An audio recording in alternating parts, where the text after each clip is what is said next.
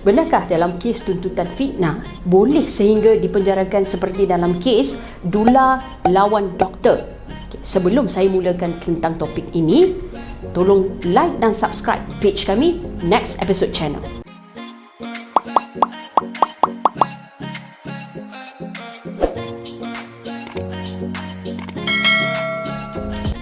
Kebiasaannya di dalam kes saman tuntutan fitnah, kita biasa dengar plaintiff iaitu orang yang menyaman defendant bagi satu nilai ganti rugi. Jarang kita dengar atau kita tahu sebenarnya bagi tuntutan fitnah ini di mahkamah pihak plaintiff boleh memasukkan perintah untuk memenjarakan defendant kerana menghina keputusan mahkamah. Jadi inilah apa yang berlaku di dalam kes Dula dan doktor. Apa yang berlaku di dalam kes ini, Dula tersebut telah memfailkan satu permohonan setelah doktor gagal mematuhi memohon maaf di mahkamah.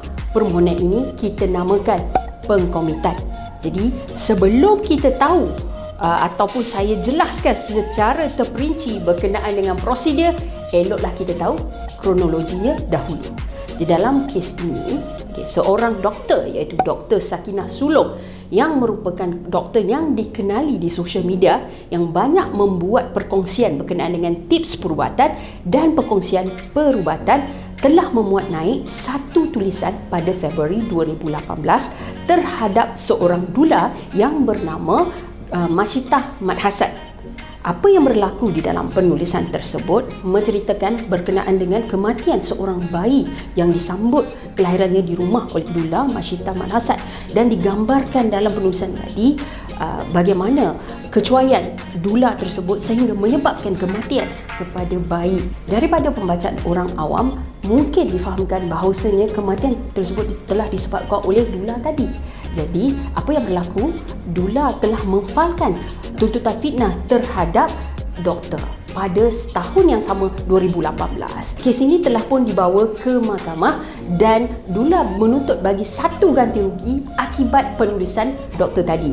Penulisan ini dikatakan penulisan fitnah. Jadi saya nak anda semua tahu apakah itu penulisan fitnah. Penulisan fitnah ini apabila seseorang menulis sesuatu yang dikatakan fitnah atau cuba menjatuhkan reputasi seseorang, dan juga penyampaian tersebut telah disampaikan kepada pihak ketiga. Misalnya kalau kita tengok dalam sosial media, mana-mana orang yang membaca adalah dikatakan pihak ketiga. Malahan sekiranya kita bersembang di dalam satu kumpulan, yang mana mendengar juga dikatakan pihak ketiga. Dan yang ketiga, perkataan tersebut telah menjatuhkan reputasi dan mencemarkan maruah sehingga menyebabkan ganti rugi kepada plaintiff. Setelah kedua-dua pihak meneruskan prosiding di mahkamah, yang mana Dula menyaman dan juga defendant Dr. Sakinah disaman, akhirnya keputusan mahkamah telah diputuskan pada 26 Oktober 2020 baru-baru ini, dan keputusan tersebut telah menyebabkan reaksi daripada orang awam dan juga netizen. Rata-rata ada yang menyokong Dr. Sakinah dan juga ada yang menyokong Dula, dan setiap kumpulan ini mempunyai pendapat yang berbeza. Namun demikian, ingin kita tahu kebiasaannya di dalam penghakiman bagi kes saman fitnah, apakah isi kandungan perintah yang akan diperintahkan oleh mahkamah. Kebiasaannya di dalam kes fitnah, mahkamah akan membenarkan ganti rugi. Dalam kes ini, Dula telah berjaya menuntut ganti rugi sebanyak RM200,000 dan juga kos mahkamah sebanyak RM30,000. Bermakna doktor tadi perlu membayar RM230,000. Dan kebiasaannya bagi perintah untuk kes fitnah, pihak plaintiff akan menuntut satu, yang pertama, permohonan maaf. Di dalam kes Dr. Sakinah dan juga Dula ini, permohonan maaf tersebut perlu dilakukan oleh Dr. Sakinah pada 2 hari bulan 11 2020, dan juga kebiasaannya di mahkamah bagi saman tuntutan fitnah, plaintiff akan menuntut bagi tuntutan injangsi. Injangsi adalah satu perintah untuk menghalang defendant daripada terus membuat komen atau menulis tentang plaintiff. Jadi, apa yang berlaku di dalam kes ini, pada 2 hari bulan 11 2020, Dr. Sakinah tidak memuat naik permohonan maaf seperti yang telah diminta. Di sini adalah satu proses yang baik untuk kita belajar bagaimana tuntutan fitnah yang sepatutnya membayar ganti rugi tetapi sehingga menjadi permohonan pengkomitan untuk memenjarakan.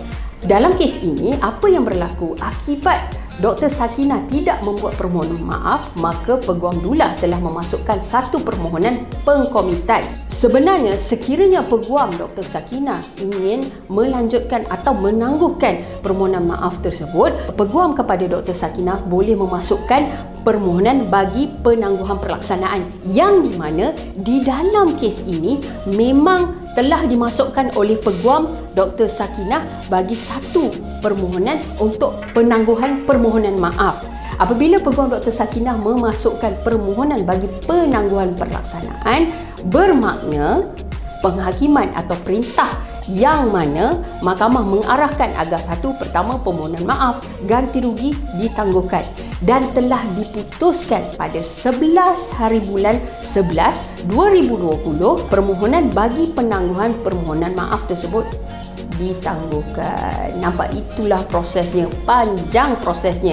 Rupa-rupanya perbuatan fitnah ini bukanlah sekadar kita menulis di saman dan membayar ganti rugi. Panjang ceritanya sehingga boleh menyebabkan seseorang itu dipenjarakan. Jadi mungkin anda nak tahu apakah itu perintah pengkomitan.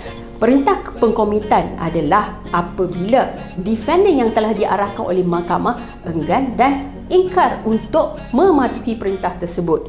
Okey, bermakna ini adalah permohonan bagi perbuatan menghina mahkamah. Jadi nampak betapa dahsyatnya daripada satu penulisan sehingga boleh membawa kepada kesan yang begini. Jadi di dalam kes ini Dr. Sakinah sekarang dalam proses merayu terhadap keputusan yang telah diputuskan di Mahkamah Tinggi. Rayuan tersebut kini telah dibuat di Mahkamah Rayuan. Jadi sama-sama kita nantikan perkembangan kes. Mungkin ianya dapat memberi contoh teladan kepada kita berkenaan dengan proceeding saman fitnah di mahkamah. Pesanan saya, berhati-hati ketika menulis dan ingat, setiap tulisan itu sekiranya negatif akan membawa padah. Itu sahaja setakat ni daripada saya. Jangan lupa share, like dan subscribe page kami untuk perkongsian undang-undang dan isu semasa. Sekian, terima kasih. Selamat tinggal.